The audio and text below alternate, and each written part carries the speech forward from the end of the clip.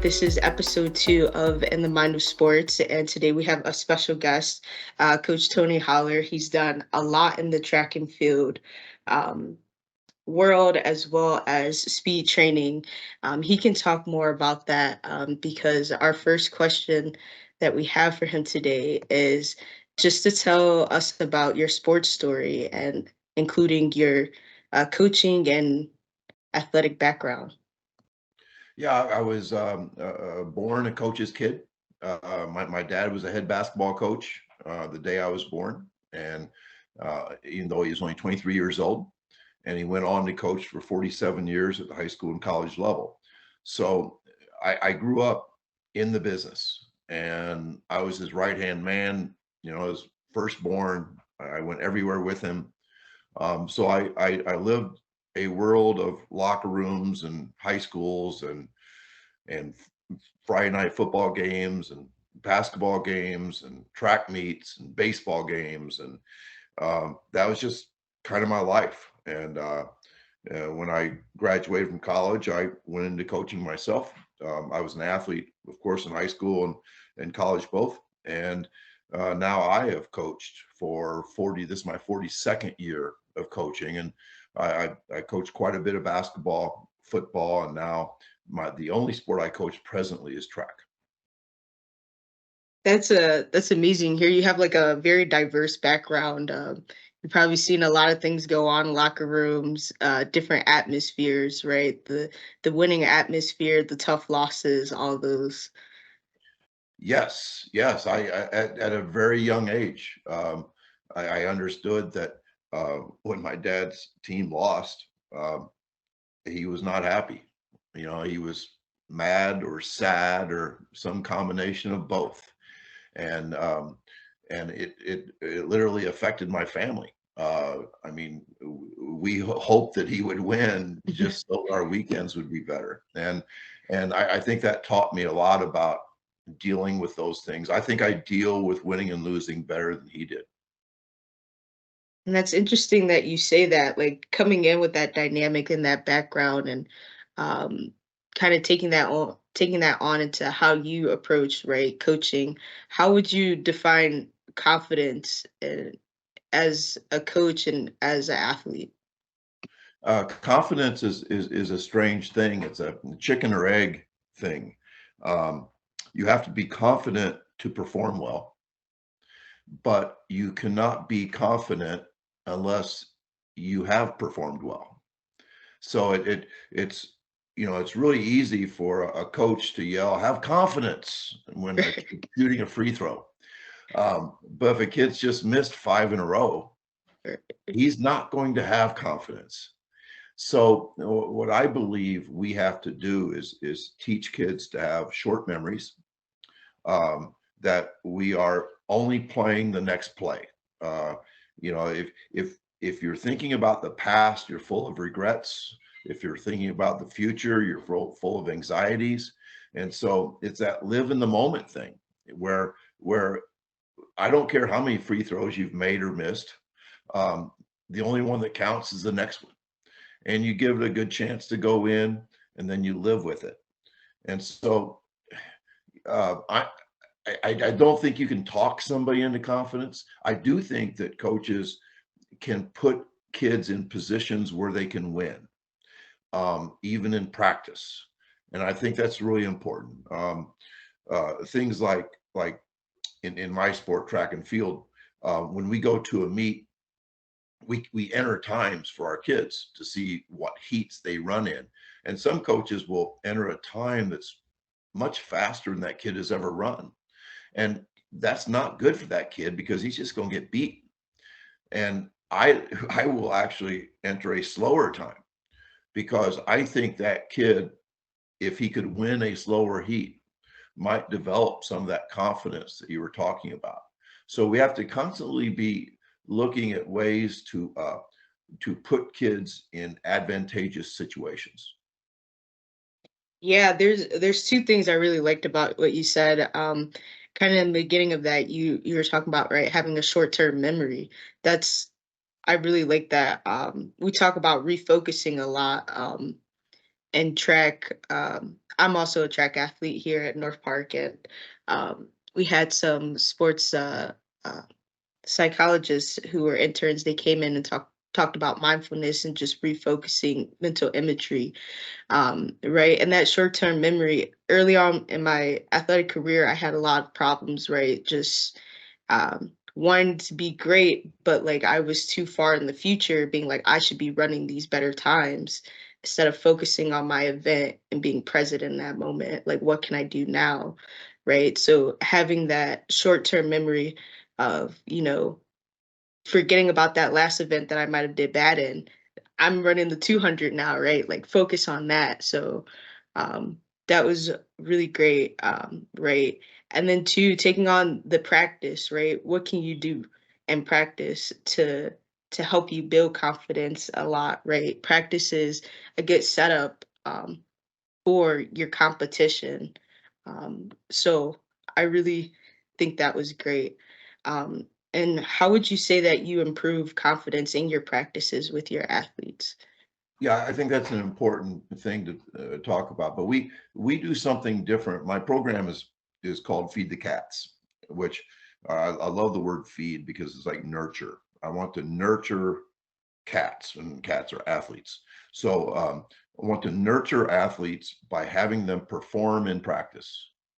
Uh, and in those performances, we will measure what they do. We measure tomorrow, we have a speed workout. We're going to measure different metrics of speed, and we will record, rank, and publish those times.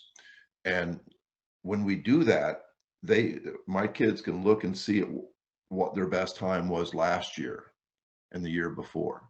They can also look and see what their teammates' times were. So what that does, hopefully, is give them um, some confidence in a real performance. Because if you're performing in practice, you should not have stage fright in a track meet. And so that perform in practice, I think, is huge in what we do. And then we teach those mental skills like you were talking about. I have a really good friend, coaching friend that talks. They use the word "park it." When somebody fails, they say "park it," and and this is what "park it" means. When you drive somewhere and you park your car and go inside, you're not thinking about where you parked. When you're inside the mall or inside your school or what, you're not think now. It is parked, it's still there, and you can remember it if you want to. You're just not thinking about it. So if something bad happens, and I would even argue if something good happens to you, those memories should be parked. Park it and move on. And and and the other thing I think too is that especially in our sport, in track and field, it's way too goal oriented. Yes. Goals put success in our future, not in our present. And so I teach the idea of burning your goals, that I don't want my athletes to have goals. I want my athletes to be on a mission. If you're on a mission, you're in the present. And then the third thing is, besides burning your goals, going on a mission, the third thing is really important too, and that's surrender to the results. That whatever happens, that's just what happened. And you're going to surrender to it. And the reason why we surrender is because when we surrender to our results, the results will improve. No matter how much anxiety and worry you put into those results, your results don't change.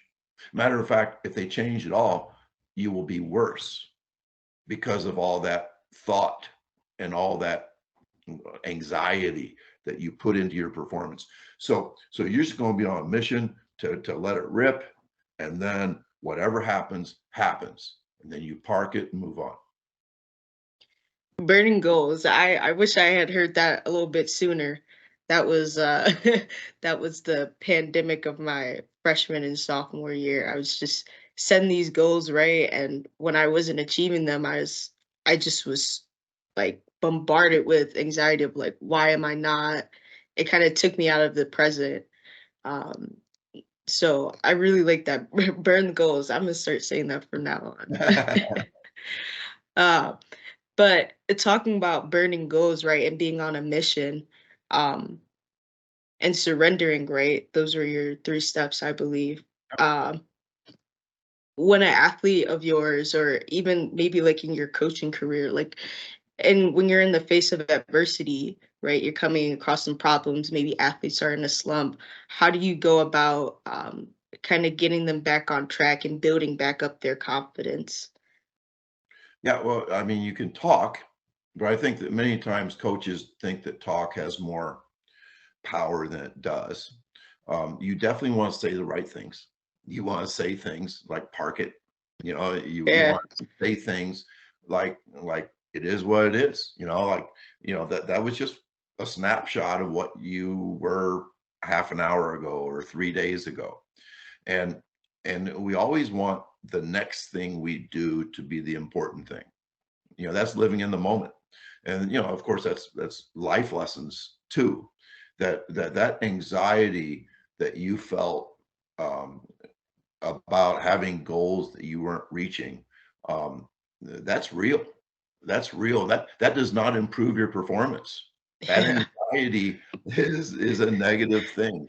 So I think that maybe one of the best things coaches can do is model that. And it's very hard because, um, if I'm coaching a team that does not have a great performance, I have to really work at showing that I'm on a mission, that I am not going to overreact to a single game. And it's much easier for me to say those things than to do them, because we have a lot of work, coaches, athletes, everybody has a lot of work invested and a lot of emotional stuff invested. for And sure. and that stuff can eat you alive. But but gosh, at the age of 64, if I can't do that and show my athletes how that's done, then I can't really expect them to. So I have to walk the walk.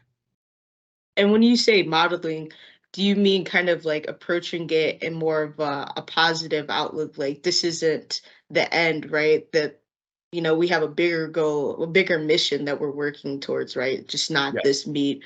Okay, yeah, yes, that's what I mean. That we want to go in. Of course, we always want to do our best because we're on a mission.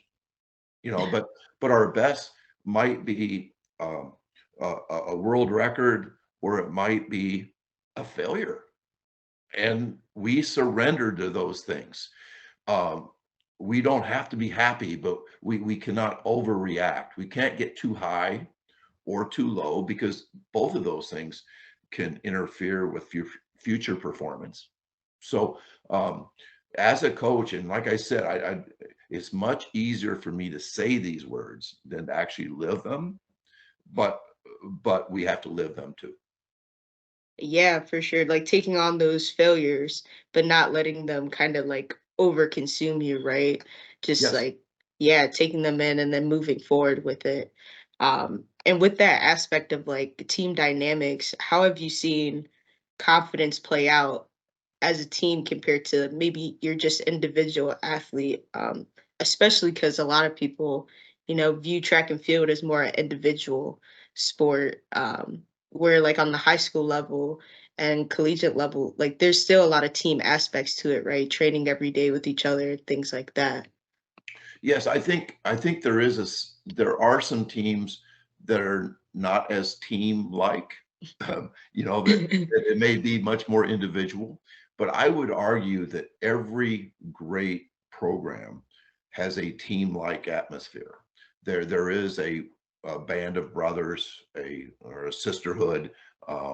There is an emotional, feeling of belonging, and and that's a very important human instinct, because our interest in belonging allowed us to survive throughout evolution. The people who did not want to belong often got ate by saber-toothed tigers or cave bears or something. So it was really important that we um, join up to families and teams and clans and tribes and things. And so I think good coaches understand that, and they promote that feeling of unity among players. And then what can happen with that team, as you well know, when you are supported by Yeah. friends and coaches, it makes it easier to deal with failure and success. And success is just as hard to deal with as failure is. Um, the ups and the downs are both hard. And if you're supported and you feel like you belong and you feel like you're unconditionally loved and all those things that happen, hopefully in a good family or a good team, those things really lead to a better end result. And uh, as you know as well, the success is contagious when It you are is. close to other people. When you see a friend go out and kill it, just go out and do something special. The equivalent of a baseball player hitting a home run or a basketball player making an incredible dunk. That makes all the teammates of that athlete better. But it only happens if everybody feels they belong to the same team. If you are all disconnected, it doesn't make any difference what somebody else does. It's only when we have that really human feeling of connection. And I think that's why coaches fall in love with coaching, is because that feeling of connection is really, really powerful in athletics.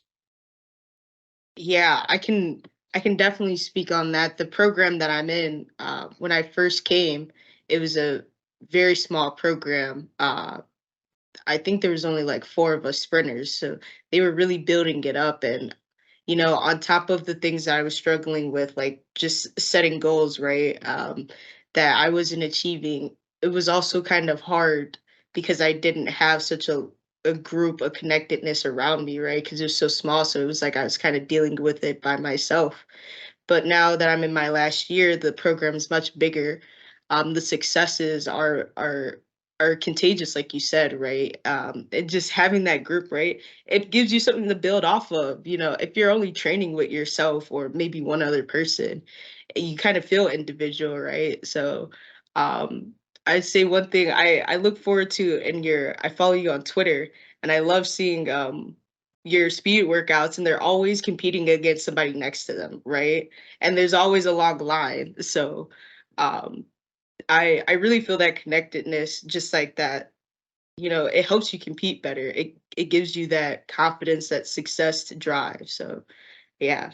And a lot of people think that if you have this wonderful team like atmosphere, this brotherhood, sisterhood, that people should not compete against each other.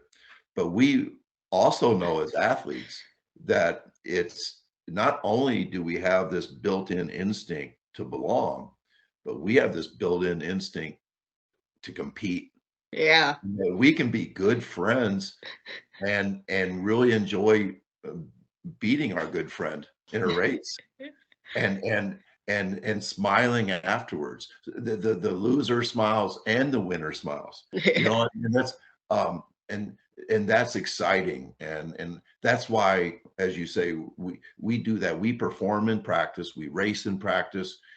Everything we do in practice, I think our kids enjoy. I think it's the best part of their day. And I think that um, that they understand why we're doing things. We're not just out there trying to work hard. We're out there trying to get better at what we want to do. For sure. Practice brings a lot of aspects I don't think sometimes people realize in the moment, right? It brings you together. A lot of memories are formed, and that's something you take with you even at the track meets, right? Going 1 and 2 with a teammate of yours in a race, like that's so exciting, even if you're the number 2 person. Like just that feeling of racing against your teammate, your buddy, and just like seeing them win or just taking that feeling. And even Yeah. I would even add the flip side to that, failing together. brings you closer, you know, Yes. and that's okay. You know, that's once again, these are just this is life, you know, that we're going to be up and down. And it's better to share your ups and downs than to be alone in your ups and downs. 100%. It's not fun losing by yourself. Um, we kind of touched on this through our conversation. The next question was kind of how do you approach practice and what impact does that have on your game day performances and game day confidence? Yeah, I think the way I could answer that, since I kind of already talked a little bit about it, is the difference between the way I practice, um, that I run a track team compared to the traditional approach. The traditional approach, there would be a lot of laps. There would just be a lot of running. And, you know, it's like, okay, coach, what we're doing today? Well, we're going to do 2 warm-up laps, and then we're going to do 10 200s, and then we're going to do a 2-lap cool down. And and it's like, but coach, we're a sprinter. You know, like, aren't we going to like run fast ever? No, we need to get in shape. You know, hard work, you know, like so the traditional model is so strange. It was like hard work and high effort that somehow that a lot of pain and suffering in practice would lead to high performance in meets. That's what I went through as an athlete. And the way I see it is that winning is more important than hard work. Right? That should not be weird, but it is kind of revolutionary that I believe winning is more important than hard work, and I believe that performance is more important than effort. My guys, I don't ever have to say, "Give me a big effort," because I think big efforts happen when you're really tired and you can't hardly move. Then all you can't perform, so you have to just give a high effort. And so my guys have are probably are the amount of work that we do is probably less than any team I know. But we are very high quality in everything we do. And our guys stay healthier and our guys look forward to practice more. So that's a huge difference. When I look back at track practice, and I think that well over half of the nation, I mean, if you run track in America, probably a 60% chance you still do things the way they were done to me. And that is, you're just going to work really hard every day in practice and you're going to hate it. And I just don't think that's a really good model for creating high performing athletes that are going to continue to perform at a high level. So that's the big difference between my program and a lot of others. And you think that translates better on their game day performances, like meet day, like they're ready. Yes. I mean, you know, I could give you 100 quotes. One of my favorite is Steve Jobs said that if you really love something, you don't have to be pushed. The vision will pull you. And so the first thing that I want my kids, my number one goal is that kids love practice and love the sport. If I can get that, then they're willing to suffer through some hard things like running the 400 meters, for example. The 400 is not going to be easy for anybody. It's going to be there's going to be some pain, and but my guys, because they love what we do, are willing to put themselves through that pain. And we may not be as in shape, quote unquote, as other runners, but because we're fast and because we love what we do, we're going to be a pretty good team. No, I say one thing while you're talking, you made me think about the quote, the phrase work smarter, not harder, right? Right. When you were saying getting those quality reps, right, is better than exhausting yourself. And I don't know, from Twitter, I'm seeing a lot of change, a lot of conversation about that, which is really progressive, right? Because I can tell you, high school, I was doing a lot of running. Um, um, and And I thought, right, it was a little different. I thought we were doing a lot of running, especially for outdoor season, because we didn't have an indoor track. I went to Carl Sandburg High Oh, School. did you know John O'Malley? I do know, well, I don't really know him. He coaches the Okay. boys team more, Yeah, he's but one of my best friends. yeah, my brother ran track actually. He was during their 2016 run, like he graduated in 2016, so um yeah, he was with Dylan Jacobs and all of them. Yeah, Uh, you're pretty good. yeah, they are pretty. They're pretty great, I'd say. Yeah. But for the girls team, we did a lot of running outdoors uh, to try to get in shape and kind of quote unquote kind of get into conditioning to make up for the other teams that did have an indoor track. But coming to college, right, we took kind of a lighter approach, right? We have our speed days. We probably have 1 day a week where it's like a tempo. And that was kind of like revolutionary for me. I was like, wow, I don't have to run 8 200s or something. So you would agree that running and sprinting are two different things? They are, I would They're two definitely different things. agree. Yeah, Ru- and it's more fun to sprint for 5 seconds than to run 5 miles, right? Oh, for sure. At least, and then you get like a nice recovery too Yeah, after sprinting. yes. So I See, you're what I call a cat. You know, cats don't wanna jog. They want to sprint and then sleep 20 hours a day. That's That you? sounds about right. I Okay. yep. Um, two more questions. What advice would you give to a younger athlete about confidence and about their sport?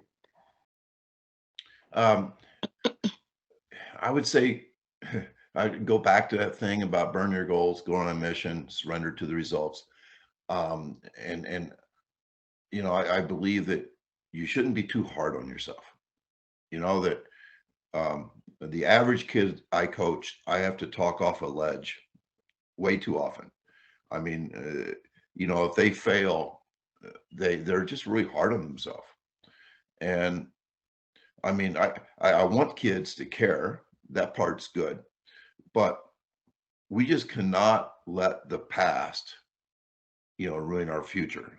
You know, our better probably be better to say we can't let our past ruin our today. You know, I just think everybody's past and everything in all of life, it just is kind of full of regrets. And you know, and if you're thinking about your future, you're full of worry, you know, and so let's do the best we can today. And when you surrender to the results, you won't be so hard on yourself. You know, I go back to the thing about park it, you know, like, yeah, you had a bad race, park it and move on. You know, you can go back and revisit that memory later if you want, but don't let that first race ruin your second and third race. You know, the best pitchers in baseball are people that can walk a batter and strike out the next one, or give up a home run and get the next guy to ground out. The pitchers that don't make it very far are people that let what just happened ruin what's going to happen next. And so with the whole confidence thing, I just think you have to give yourself a chance to be good, and and hopefully um, you will pick something that you can be good at. That's probably very underrated. You know, like there, yeah, you and I both know there's probably some people that go out for track that should not go out for track. 100%. They're not gonna ever win a race, you know? I mean, come on, couldn't you have, like, found something that you were better at? Um, but that's part of it, you know? That's life, you know? You need to find something you're good at, and then go get it. Who do you think is one of the best 200-meter sprinters, and why is it Noah Lyles? Well, he's awfully good. Uh, there's there's, uh there's several that I really like. I love Joseph Fahnbulleh. at Florida. Uh, he's always in last place at the end of the curve, and then somehow he comes from behind. And I especially like him because he went to a high school in Minnesota, um, Hopkins High School, outside Minneapolis, and they are a feed the cats track program. They they believe in the less is more, and they believe that that loving track and field is maybe more important than anything you do in practice. And so he was raised right, and to see him have the terrific success. And then, of course, I have to say my own guy, Marcellus Moore, who's been dropping some mid-20s indoors at the University of Texas, and he just broke the University of Texas 60-meter record, 6.56 just last weekend. He is doing exceptionally well. He's one of my favorite. And then the guy that he beat in both races in 2018, Courtney Lindsay from Rock Island, I believe has the number one 200-meter time in the nation right now, NCAA, and he runs at Texas Tech. And so yeah, it's fun to see people that you saw as high school kids grow up into great sprinters. But yeah, I don't think saying that Noah Lyles is the best is not a stretch. 100%. You've been doing so great. Thank you for coming on and talking on this topic. We learned a lot about confidence and that approach, right? Of feeding the cats and getting better, getting stronger, refocusing, right? Burning the goals is something I'm definitely going to take, and I think everybody should take. Whoever watches this. Um, any last comments or anything? Well, I'm glad I could help you out, and I hope you get an A in the course, but I'm sure you will.